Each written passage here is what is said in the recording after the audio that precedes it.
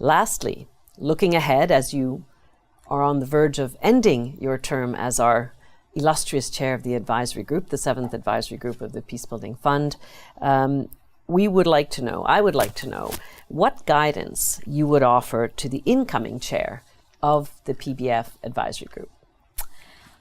Well, first of all, the way the advisory group works is 5 of the members of the current advisory group, the 7th advisory group, will stay with the 8th advisory group. So the chair will find some incredibly knowledgeable, formidably passionate colleagues, and so harness, the energy, the commitment, the wisdom of the colleagues that come from the 7th advisory group, and of course the new colleagues that will be added to the advisory group. It's a privilege, really, to be the chair of the advisory group to the Peacebuilding Fund, because it really draws on some fantastic resources. But I would say something that the 7th advisory group really tried to emphasize during its mandate was the importance of creating a stronger public narrative around the importance of peace, bringing the primacy of peace, back to the center of public discourse, inspire the youth the same way they are inspired by, climate activism. And we were reflecting just yesterday that actually this has happened despite, us thinking that maybe it would be very difficult. What we're seeing happening around us in the campuses here in the US, beyond in Europe increasingly, is that the youth are actually campaigning for peace, for a peaceful and just world.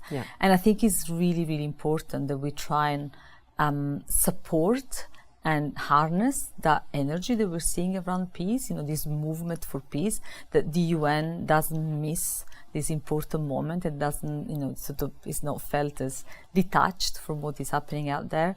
This is the fund of the UN Secretary General. The ASG has demonstrated enormous leadership at the moment, really bringing the values of the Charter, the normative frameworks at the heart of what is happening internationally around us.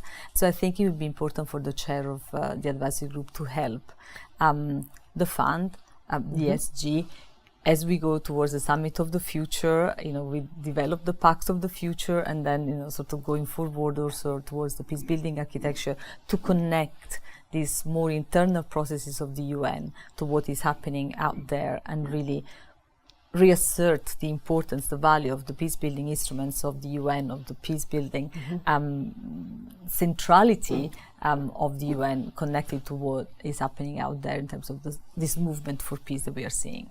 Yeah, Sara, I couldn't agree with you more. I think we've never perhaps needed peace more than we do now when we look around the world.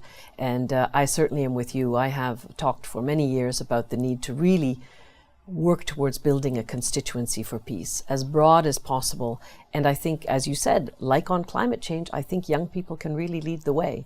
So let's hope that we can encourage that, engage with the vigor of youth and those who are more and more committed to having a more peaceful, tolerant, inclusive, and prosperous world. So let me thank you, Sara, for agreeing to do this little chat with me. And I have to say, you've been a fantastic chair and a fantastic advisory group member. We have been so lucky to have you. And despite the fact that in not too long, you will be leaving the advisory group, don't worry, we are going to continue to pick your brain and call you and involve you. And it's just been such a pleasure to work with you, and that will continue, I hope. It's been reciprocal. So it's been much. Fantastic working with you, Elizabeth. Thank you so much for the leadership you've provided to the fund and the whole PBSO, and just personally in terms of the work that we've done together. Thank you very much. Thank you, my dear. Thanks.